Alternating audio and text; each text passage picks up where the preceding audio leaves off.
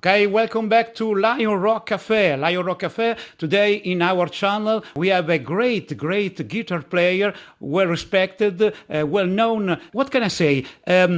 Doug Aldrich played in so many CDs. I got a pile of CDs taken from my shelves, and no, not finished yet. so many, and also this one, and.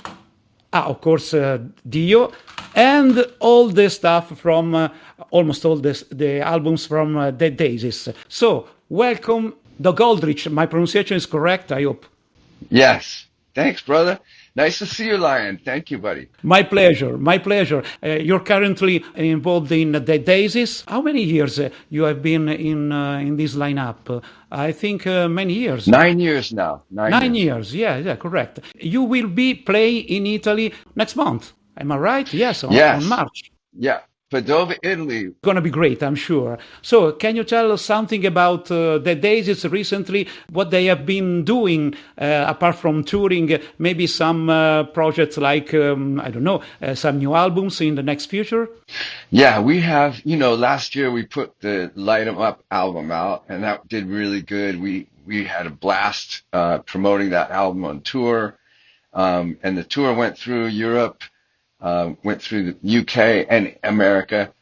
So we're just going to finish off a few more dates to celebrate that album. And it starts on March 5th in Netherlands, and we end up the 16th of March in Berlin, Germany. But we do hit Padova, Italy, and Lyon, France, a few other spots. It's really just some great venues that we love.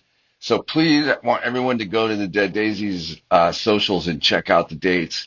But we have a new single coming out. A new single's coming out on February 14th, maybe before the podcast. I'm not sure, but it's called the song's called "Love That Will Never Be," and it's a kind of we're releasing on Valentine's Day, but it's a song about a love that somebody wants to happen, but it just can't happen. And it's a really beautiful ballad that John Corabi wrote, and we all put our stamp on it, and it turned out great. So it's on the album. And then we have a new surprise for this year coming out later in the year, which will be coming. You'll hear about it soon. We should expect something like something special. I don't know, some cover version or something else. Yeah, actually, we have a couple of songs that we recorded down in Muscle Shoals, Alabama last year, and that project's going to come out, and we will be playing some of that stuff live. It's a surprise, so I can't tell you what the songs are, but but you'll hear them live. If you come to the show, you'll hear it live, and it's going to be really kick-ass. Yeah, it's going to be great. Yeah, sure. And John Corabi voice, I think, is one of the great singer in hard rock music. Did he ever told Absolutely. you something about very brief career in Motley Crue? Now, he's got a lot of stories. I actually don't want to mess any of the stories up, but I can tell you this, that John is a really down-to-earth, mellow person, very humble. He's such a huge talent. I mean, his voice is insane. I put him up there with all of those guys, Coverdale and Dio and Baboon Rising, Cal Swan. I've been very blessed with singers, and John's great. So, but he's a very mellow guy, and I think that a lot of craziness that might have happened during when he was in Motley Crue, he was just kind of sitting there just going, what the fuck, But he got through it. He got through it okay. Nothing else to say about this. Okay, I see. Okay, one time he told me that he got caught at those guys used to go to the strip clubs, the ladies, the gentlemen's clubs, and he got caught by his wife going to a strip club or something, I forget, but it was typical rock and roll stuff, especially if you're in Motley Crue and in the 80s and 90s. Stuff like that happens, but nothing bad. I mean, John is, I think John is like an angel that protects him all the time. Did you play it with Glenn Hughes too? Yeah, with the Dead Daisies, he's on the Radiance album, which I saw you have, and he and I toured together as his solo project, just a trio, just me, him, and a drummer called Pontus Emberg, and it was great, man. Yeah, it was really great. We played Italy, we played all through Europe, Japan, uh, and South America. He's got great stage persona and off stage persona too. He's just a really unique person, and he's a legend. You know, he's a legend. He's a superstar, Legend, yeah. and Absolutely.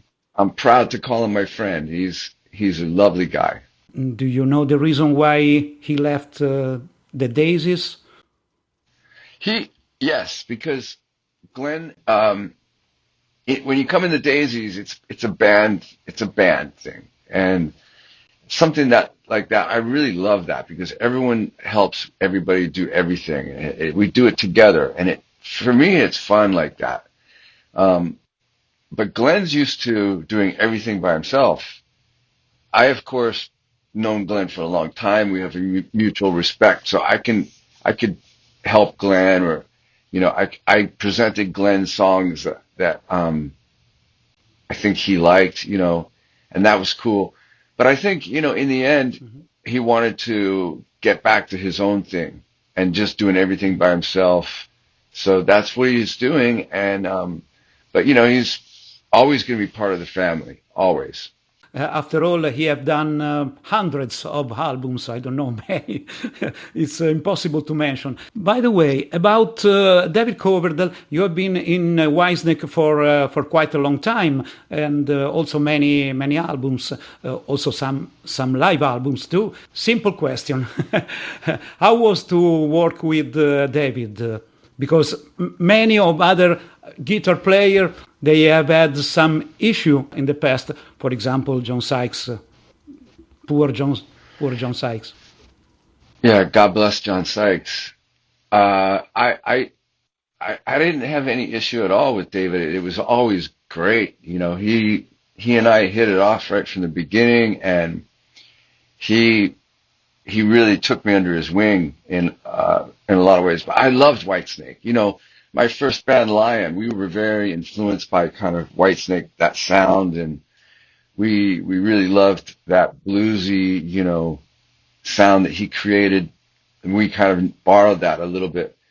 We were one of the only bands in LA to have that Whitesnake sound. So David and I hit it off immediately, and he basically, I think he wanted me to kind of take over and make Whitesnake a fresh start, in the beginning. And we did that, and we wrote some great songs together I'm super proud of. And he had an amazing band with Tommy Aldrich and Red Beach, and Timothy Drury and Marco Mendoza.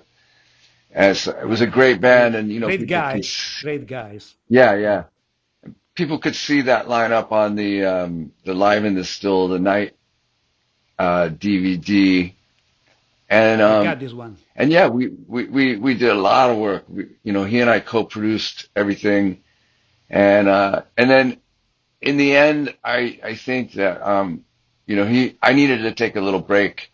I was getting a divorce, and I had been away. I had been basically working full time, 24/7 with David, and I needed a break to take care of my little boy. So I was like, David, my wife needs my ex-wife, I should say, my ex-wife needs to go and find her purpose and do her thing, which is understandable. And I want to be with my boy. And so I really needed to just step away and be a daddy, for my son. And it's the greatest thing I ever did. It's the greatest decision. Of course, I love Whitesnake, and people were like, what is he, crazy? You can't stop. You can't leave Whitesnake. But no, when you have children, it's nothing like it. And God wanted me to do that. So my time with Whitesnake was over it for then, but I love David. He's my brother. We've been through a lot, and I'm super proud of everything we did. What can you remember about Dio? Your permanence in Dio lineup quite a long time ago, I must say. What can you say? I mean, he's the greatest of all time. I mean, he's the greatest hard rock singer, metal singer, I should say, metal. God bless him. In fact, Ronnie, we had great times. It was when I joined Dio was about 10 years after I met Ronnie for the first time, and Ronnie asked me to be in his band before the Lock Up the Wolves album, and I wasn't ready to commit to him. But later, I did a recording session with Jimmy Bain, and he said, "Hey, you want to join the band again?" And I'm like, "Yeah, that would be cool." You know, I was in a different place in my mind, and so then I joined the band, and we, at this time, kind of rock music was coming back stronger. You know, bands like Priest and Scorpions and Motorhead and Deep Purple. All these bands started touring more, doing new albums and stuff. And so Ronnie was really excited about that. And we made a new record called Killing the Dragon. And it was incredible. He put me in the world, you know, Ronnie put me out there. And I had a blast working with him. He would come over. He actually sat here in this studio right where I'm sitting. And we worked on the very last song that we recorded together, which was Electra. It was for Magica 2, which never became an album, but the song Electra. You can look for Dio Electra on YouTube, and it's the last song that we worked on together. And he sat right here. And then literally 6 months later, he was gone. So he's missed, but I still listen to his music, and I love especially the Rainbow, you know. He worked until the end. I mean, until the last days of his life. He worked until the end, and he was hoping to tour during the summer of 2010. Yeah. And unfortunately, his cancer, fucking cancer, you know? Yeah. You know, I just got the cancer last year. Yeah. I was just asking you about if everything is okay now, but I guess yes. Thanks to God, you know, praise the Lord. I hope so. You know, I so far so good. I got it in my throat, and so they took out my tonsil, and they cut my neck right here, and it healed up pretty good. But then I had to get the radiation, and that sucks. That is no good, man. And I still have problems with stuff from the radiation, but I'm fine. I mean, like I said, thanks to the Lord, I'm here with you. We got it. I'm sure it's gonna be okay. Yeah, thank you, man. I mean, I'm fine. I mean, listen, you know, the truth is, I've lived an amazing life.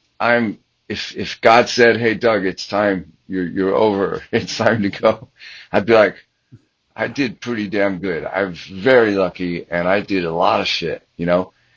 But I mean, I don't want to miss time with my children, you know. I want to be there for my children. That's the biggest thing. And I wake up every day. I love guitars. I mean, I love to play guitar. I love to write music. Thankfully, the Dead Daisies, it's the same way, you know. So, yeah. Anyway, all good. And talking about your first, one of your first album, Lyon, what are you remembering about this band, about your beginning? We are talking about 80s. Yeah, we're talking about the mid-'80s. I joined Mark Edwards from Steeler and Cal Swan from Titan. It was a British band. Mm-hmm. And my buddy Jerry Best and I, Jerry is an amazing bass player that I grew up with, you know, in Philadelphia, Pennsylvania. And we put a band together called Lyon, and we signed a record. You know, our sound, as I told you, Lyon, we didn't sound like the typical LA bands. We were definitely different. We had more of a Whitesnake, Thin Lizzy type of thing, you know, songs like After the Fire, and then we decided our record contract was not very, it wasn't good. We did well in certain countries where we were affiliated with a different label. Like Japan, we were with a different label, but in the US we couldn't get off this. To tell you the truth, it's quite difficult to find Lion CDs or albums. Yeah, that one you have, I think, is a bootleg. Aye, aye, aye. Maybe yes. I think I don't I know. think it's a boot. I think it's a boot. Uh-oh. But Okay, anyway, throw it away. yeah. No, it's fine, man. No, Hey, no, no. I It's I good, it's have good. bootlegs too. Some Lion was really, I thought it was a great band, and a lot of people liked it. And like I say, we were very influenced by Whitesnake, Thin Lizzy, Deep Purple, Zeppelin, British bands. We had a British singer, so that's why. Probably also British guitar player influenced you. David Gilmour, Richie Blackmore. I mean, Richie Blackmore, the first song I learned how to play was Smoke on the Water. So Richie Blackmore.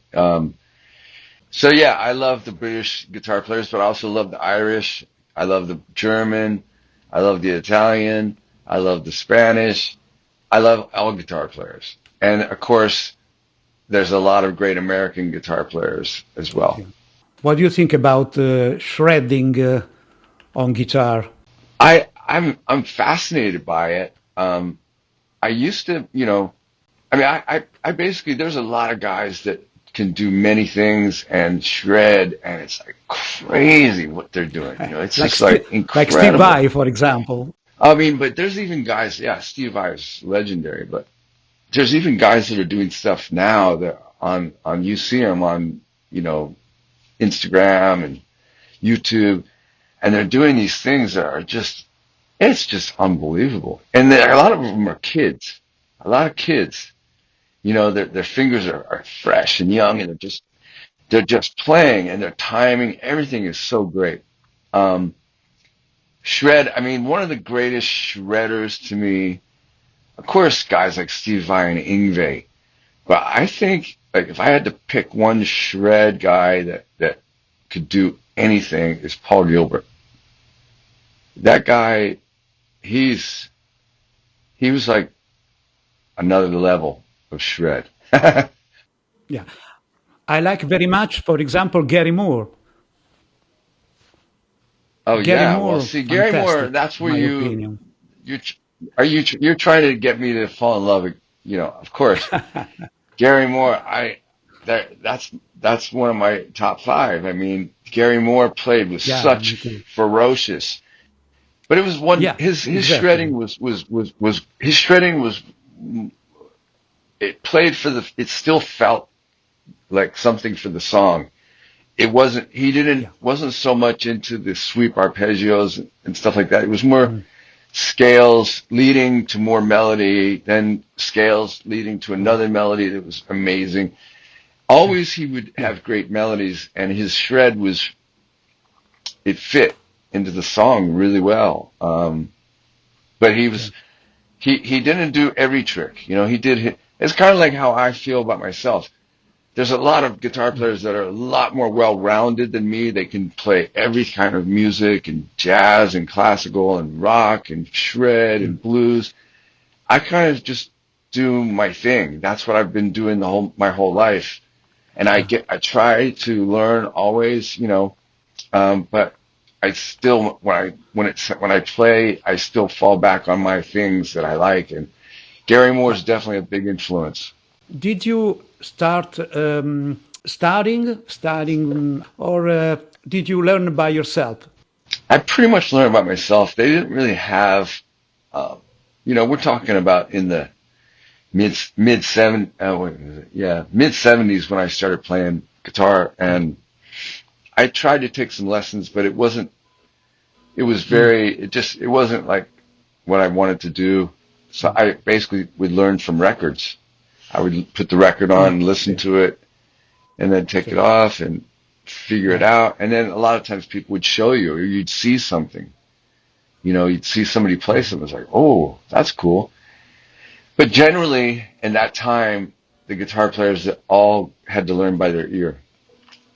And And then little by little, the more you listen to a guitar player, the more when you play guitar, you might stumble onto something and it will remind you of Jeff Beck, or Jimmy Page or whatever. And you go, oh, I love that. I'm going to remember that, and you would incorporate into your bag of tricks, like it would be, something that you would refer to when you were playing, that Jimmy Page lick or that Jeff Beck thing. And then the way that you do it would be your own way, because, you can't play exactly. Everyone does something their own a little bit with everything. You could have the same lick and have 5 people play it. It's going to sound like the same lick, totally, but with different feel. Sure. So no, I was self-taught. And you remember your first guitar? Yes, it was a very crude copy of a Gibson Les Paul. Why crude? Difficult to play? Yeah, it was just from difficult to play and had it was just a copy Les Paul. It was from a department store, a store that made like a lot of things. Kind of, I don't know in Italy, but here we have Walmart, so it'd be like that kind of guitar. But no. Eventually I got a nice Gibson and like this, and excuse me. Top.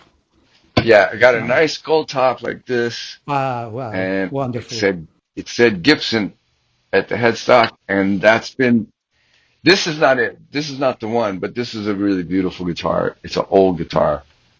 And is this plugged? So yeah, is this plugged? Can yes, I don't know if you can you play something for us? Oh, it would be a pleasure.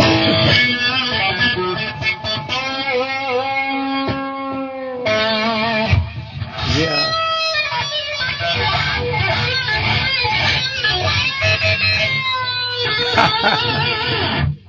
Which amp you used to play? This is the thing, man. I've played through every amp. I love every amp. I love Marshall, of course. I love Fender. But this amp right here is a brand new amp. It's from Black Star, and it's called the Ruby, the DA100 Ruby, and it's incredible. It's got just a beautiful.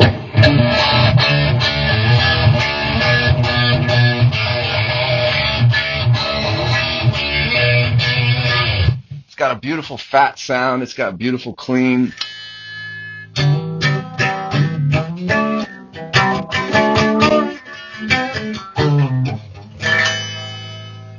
It's got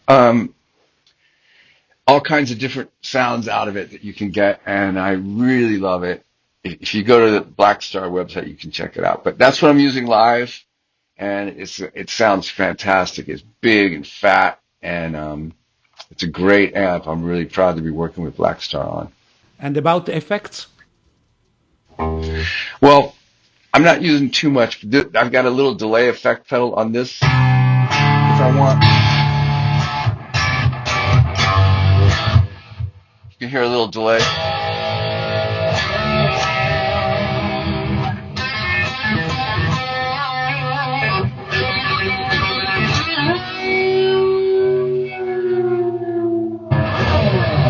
Yeah, very cool. This amp has tons of sounds. So you can go from ultra metal to bluesy to clean and funky, whatever. Whatever you want to do with it, it's got it. Okay. So can I take my best?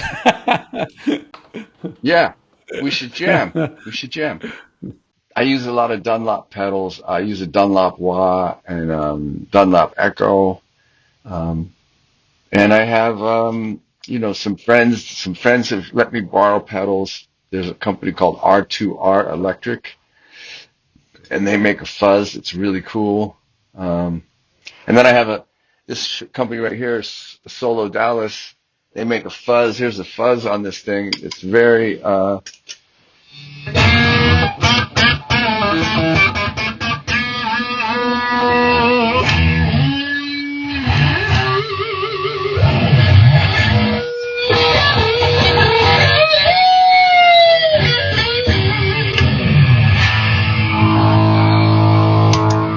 guitars with it off, on. Anyway, I love experimenting with fuzz pedals and delay, other gain pedals, wah pedals, everything. It's all good, you know?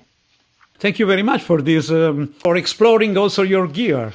Quite interesting. Yes, yes, absolutely. This guitar is a vintage old 1953.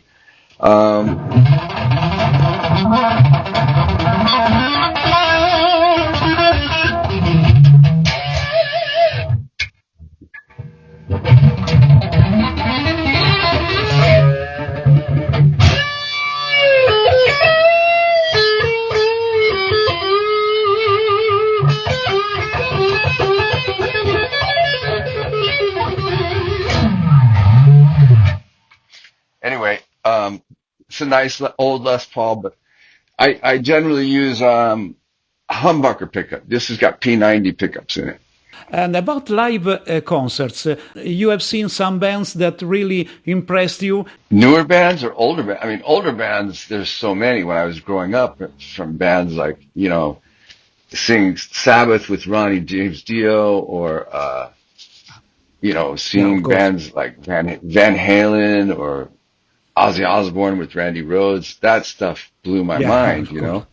That's why I'm here right now. Recently? But recently, I haven't been out much for a while, but there's some new bands that I really think are cool, 70s style bands or 80s style bands.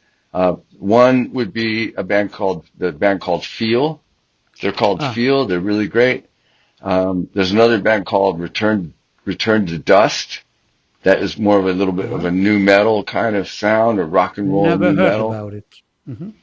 These are new bands. These are younger guys, you know. I can recommend you Dirty Honey. Of course, yes. I love Dirty Honey. I know those guys. Yeah, they're great. I love Dirty Honey. And they're doing a fantastic job. In fact, that band Feel was supporting Dirty Honey. So, yeah, there's a lot of new bands that are coming out that are keeping the rock alive. There's so many young guys and girls that are making new music that is like the 80s or the 70s, and it's great.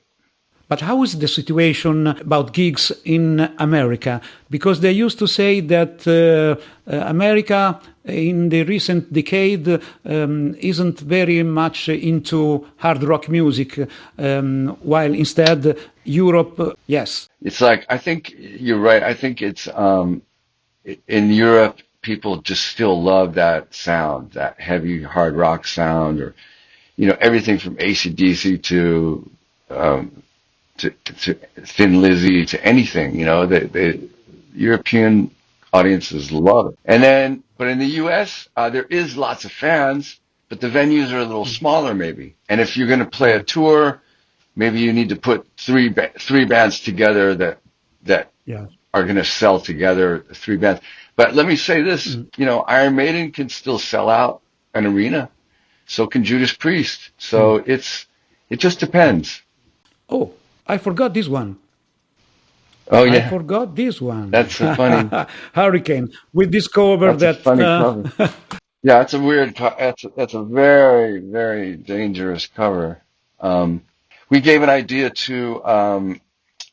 You know, we worked on the music. Lyon had just broken up, and Lyon's manager also was managing Hurricane, and Hurricane needed a guitar player to do the album and tour. So I came in and we co-wrote some songs and had a nice tour. And we gave the idea for the artwork to the people, and they made that album cover. I think that was kind of controversial. You know, it was very dangerous. Even back then, I mean, when you could get away with anything back then, and it was still, you know, got banned or something. But I know the girl; she's still my friend who's on that, and she didn't know what she was being photographed for. That looks like it was a real full life size, but that contraption was just a small thing, and then they took her picture and they put her together with it. She didn't know what she was getting herself into, and then she found out, and she was like, what the fuck is this? And anyway, so I saw her last month, and her husband are friends of mine, and I just said again, I go, I'm so sorry, we didn't know what was going to happen with that, what they were going to do. It wasn't up to the band, so anyway, but yeah, it's a good album. There are also many copies without the girl on the chair. Yeah. So Yeah. there are so many, and the project that you've been involved, for example, are this one during the 90s. Yeah, If I remember well. I basically had some instrumental albums that I had done that were fun, playing some different kinds of music and more kind of fusion, maybe meeting rock and like fusion together. Yeah, so that was fun. That was in the 90s as well. I was busy. Yeah, mostly instrumental. I had some guest singers. Did you ever try to sing? I did try to sing, and I did sing on that stuff, but the record company never liked it, and it probably isn't that great, but it was something I wanted to do as a solo record, so why not? Sure. It has been very, very funny and interesting conversation with you. I hope that you can join us in the future. And of course, we'll be on your show, on the Daisy show in the next month. In the beginning of March, you have been in Europe and especially in Italy for 3 or 4 shows. I don't remember well, but I'll do my best to be there. Absolutely. And Lyon, tell everybody to go. Hey, this Dead Daisies show is really fun. It's a really great show. I don't know, have you seen the band before? Yeah, many years, about 8 years ago. It was great, and Korabi, great show, absolutely. All of you. You got to come this time. You got to tell everybody, because this is a kick-ass lineup. It's got Tommy Clufetus, Michael Devin from Whitesnake, Tommy Clufetus from Black Sabbath, David Lowy and I on guitar, and John Korabi, and we have a blast. It's a killer show. Don't miss it. Tell people, don't miss it. Tell them. Absolutely. Totally sure about it. It's going to be great. All right, brother. Thanks, Lyon. You rock, brother. Thank you so much, man. Grazie mille. Grazie mille. Bravissimo. Ciao. Alla prossima. See you soon. Ciao, Lyon. Ciao.